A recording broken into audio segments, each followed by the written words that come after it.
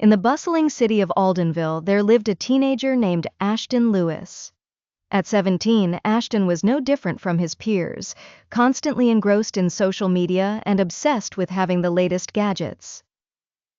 His bedroom was a testament to his infatuation, filled with devices ranging from the newest smartphone to the trendiest wireless earbuds. To his parents' dismay, Ashton often spent hours scrolling through tech reviews, always on the lookout for the next must-have item.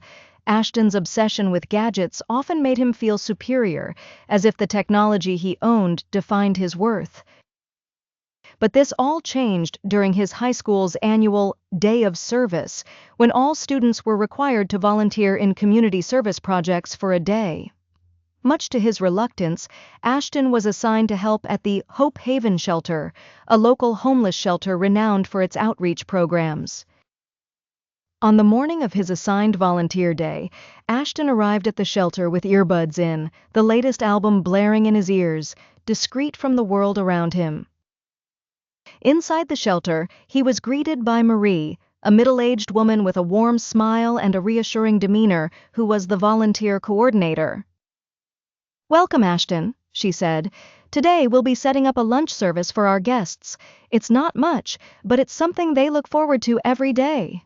Ashton nodded, half listening, as he tucked his phone into his pocket. Marie led him through the bustling kitchen, introducing him to a diverse group of volunteers, most of whom were regulars. Ashton was tasked with arranging food on trays while others prepared the meals. Though he started the day indifferent, a curiosity slowly bloomed as he listened to the stories shared by the volunteers about the shelter's work and the lives they were helping. During the lunch service, Ashton found himself paired with a middle-aged man named Frank. Frank, once a successful businessman, had lost everything to his struggle with alcohol. "Life can turn upside down before you know it," Frank candidly shared as they served meals together. "But this shelter, these folks here, they've helped me get back on my feet, even when I had lost all hope." Ashton watched as the shelter's guests came forward for their meal. The genuine gratitude expressed over a simple warm dish struck a chord within him. Many of them had stories similar to Frank's, tales of lost jobs, health problems, and unforeseen circumstances that had led them to seek refuge in the shelter. By the end of the day, Ashton felt a sense of fulfillment he had never experienced before. The weight of material desires slowly lifted, replaced by a newfound appreciation for the simple joys and profound connections he had witnessed. Saying goodbye, Marie gifted him a simple homemade bracelet. "Remember today, Ashton," she said. "Sometimes what we have is more than enough." Walking home, Ashton reflected on his day at the shelter. For the first time, the glamour of his gadgets lacked luster. He realized these possessions might bring temporary joy, but they could never replicate the warmth and fulfillment he had found in connecting with others.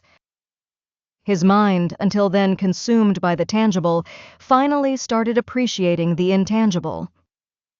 Ashton returned to Hope Haven the following month, but this time it was different. He was not obligated to be there.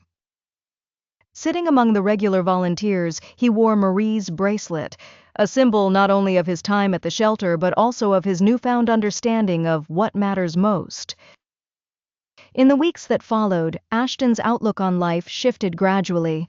While he did not forsake his love for technology, he learned to balance his interests with genuine human connections, embracing both without one overshadowing the other. And in that balance, he found peace.